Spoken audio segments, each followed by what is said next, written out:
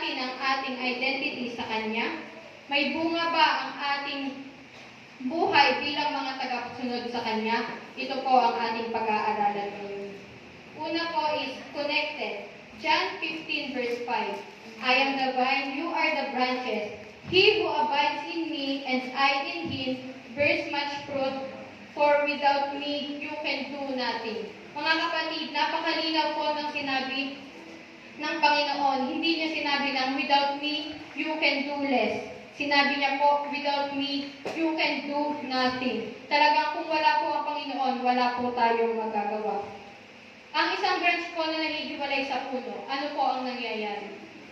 Ito po ay natutuyo, namamatay, at sa huli po ay nawawalan ng buhay. Gayon din po ang mga Kristiyano na hindi nakakabit kay Kristo. Bilang mga Adventist, minsan akala natin connected na tayo dahil regular tayong simba, alam natin ang doctrine, aktibo tayo sa ministry. Pero ang tanong po ng Diyos ay mas personal.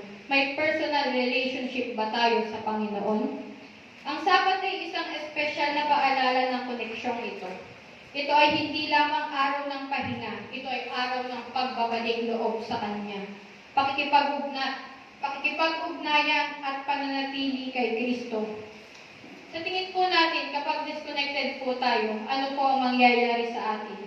Una po, madali po tayong panghinaan ng loob kung hindi po tayo nakakonekta sa ating Panginoon. Pangalawa po, napakadali po nating matukso dahil ang temptation po ay nakapaligid sa atin. Pero kung nakakabit po tayo kay Kristo, ay tayo po ay hindi matitilan ng tukso. Pangatlo po, madali po tayong sumuko kapag may difficulties. Dahil hindi po tayo nakakabit sa ating Panginoon. Kaya ang tanong ko po, who wants to follow Jesus even if there are difficulties? Mga kapatid, sino po ang gustong kahit na po may paghihirap? Ang tunay po na tagasunod ni Kristo ay hindi umaalis kapag mahirap, pagkos mas lalo po siyang kumakapit. Pangalawa po, identity, knowing who you are in Christ. Sabi po sa 1 Peter 2 verse 9, you are a chosen generation, a royal priesthood, a holy nation, His own special people. Maraming tao po ang nawawalan ng direksyon dahil hindi nila alam kung sino sila. Bakit po? Dahil ano po ang sinasabi sa atin ng mundo? You are your mistake. You are your past. And you are what people say about you. Pero mga kapatid, always look at the bright side po. Ano po ang sinasabi sa atin ng Panginoon? You are chosen. You are forgiven. You are my child. Tayo po ay pinipili ng Panginoon kahit tayo ay nagkakasala. Tayo po ay pinatatawad ng Panginoon.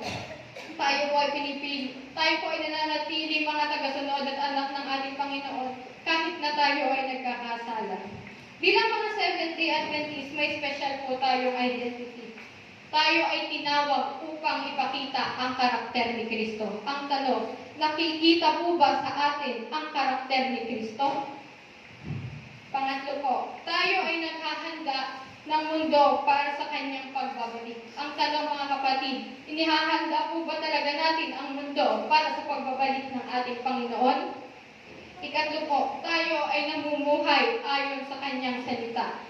Ang tanong po mga kapatid, namumuhay po ba tayo ng naaayon sa Kanyang mga salita? Ayan po ang mga tanong ng ating Panginoon na dapat natin pagbulay-bulayan. Kapag alam mo ang identity mo kay Kristo, hindi po tayo basta-basta makakompromise. Hindi po tayo matitidag ng tukso at hindi po tayo susuko sa mga pagsubok. Dahil alam mo kung sino ka at kung kanino ka nagbibilang. Pangatlo po is fruitful, a life that shows Christ. Sabi po sa Galatians 5:22-23, but the fruit of the Spirit is joy, peace, long-suffering, kindness, goodness, faithfulness, gentleness, and self-control.